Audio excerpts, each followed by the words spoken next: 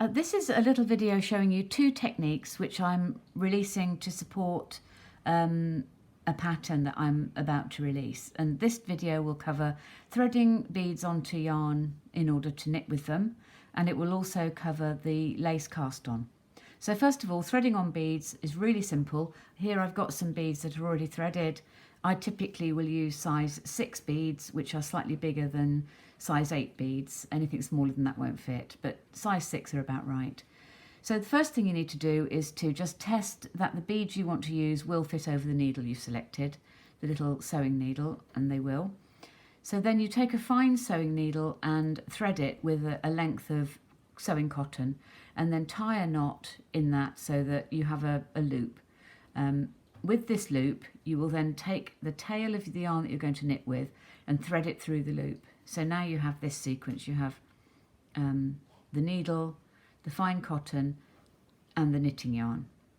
And then what you'll do is simply pop the needles, pop the beads onto the, I'm sorry, that's my dog sneezing, don't worry about Rupert, onto the needle, and then down the cotton and onto the knitting yarn. And then you just move them out of the way, count however many it is you need. If I have a lot of beads for a pattern, then typically I might just put on, say, 200, maybe 250, and then just shove them out of the way as I need to free up the yarn that I want to knit with.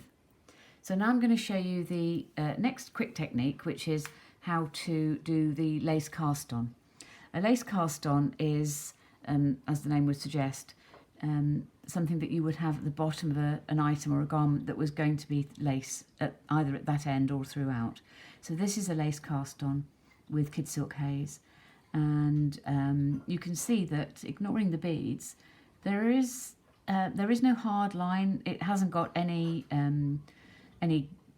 firmness there at all, so it would be unsuitable for, say, a sleeve, the bottom of a sleeve, or or a hat, or anything that needed to have a bit of stability there. But it is very suitable for something that you don't want to have that hard bottom edge, because I think that spoils lace patterns. And it is really simple to do.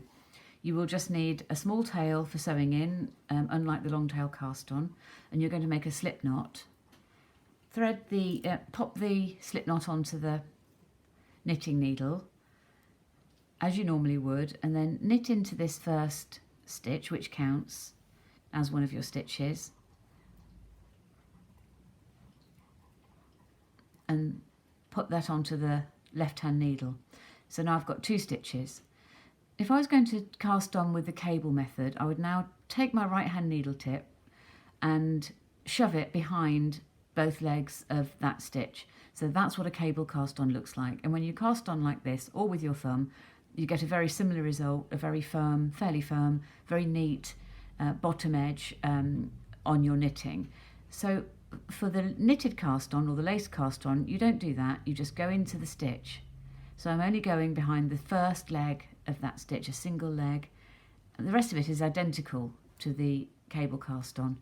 So now I've got 3 stitches. So once more, go into the stitch, knit it, and put it onto the left hand needle. So you're not doing that, which is your cable cast on, but you are doing this.